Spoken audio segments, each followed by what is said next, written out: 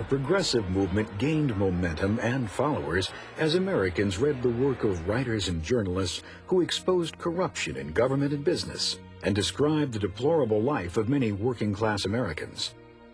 These writers became popularly known as muckrakers, from a character in John Bunyan's Pilgrim's Progress who raked up the mud and muck of the world. Author Upton Sinclair shocked the nation with his graphic description of the filth and appalling working conditions in Chicago meatpacking plants. Ida Tarbell described the cutthroat tactics used to eliminate competition by big businesses like Standard Oil. Jacob Riis, an immigrant himself, wrote a first-hand account of life in the slums, while Lincoln Steffens, considered the leader of the muckraking movement, exposed the corruption so rampant in city government.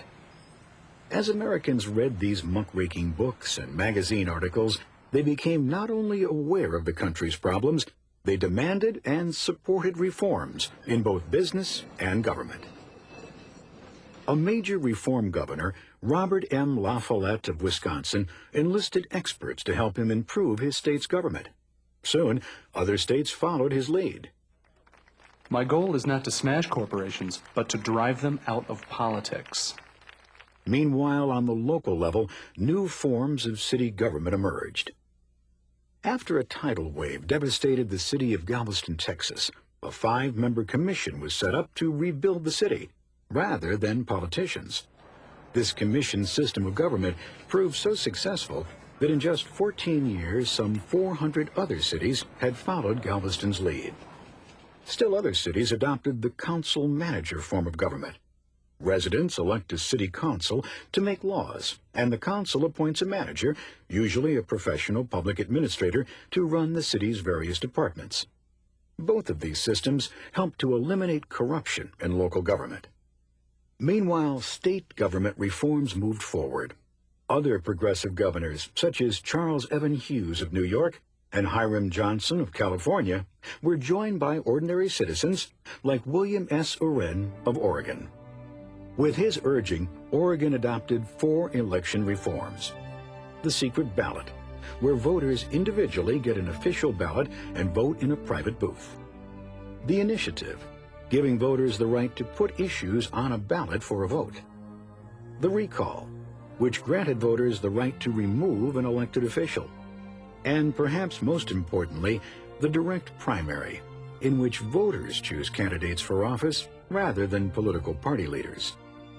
The direct primary led to the adoption of the 17th Amendment to the Constitution, giving Americans the ability to directly elect their state senators.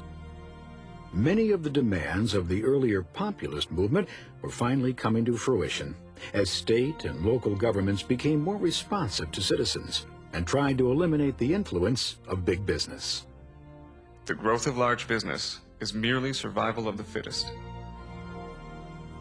Although progressives wanted to preserve capitalism, they feared that the concentration of huge wealth and power in the hands of a few industrialists like Rockefeller was dangerous.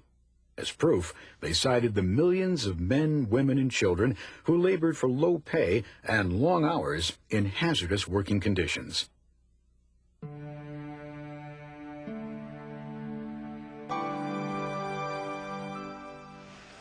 Progressives advocated government regulation of business, and over time, laws protecting workers and working conditions were adopted.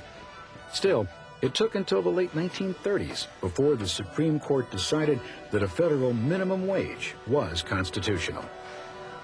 A turning point in awareness of the plight of working Americans occurred in 1911. A tragic fire in a New York City garment factory left 126 young immigrant workers dead, trapped behind locked doors at their sewing machines. Many of the women jumped to their deaths or were burned beyond recognition. The owners of the Triangle Shirtwaist Company were indicted for manslaughter, and new laws were passed to protect workers from slave labor conditions. Other progressives felt that the problems of the country demanded moral, not legislative solutions. Believing that the drinking of alcohol led to moral collapse, crime, and poverty, organizations like the Women's Christian Temperance Union demanded and received a constitutional amendment prohibiting the sale of alcohol in the United States. Progressive Jane Addams took a slightly different view. She co-founded a settlement house in the slums of Chicago, a grassroots approach to solving neighborhood problems. Hull House and other settlement houses provided a kind of community center where neighbors, especially immigrants, could gather to learn English, obtain medical help, and learn to solve their own problems.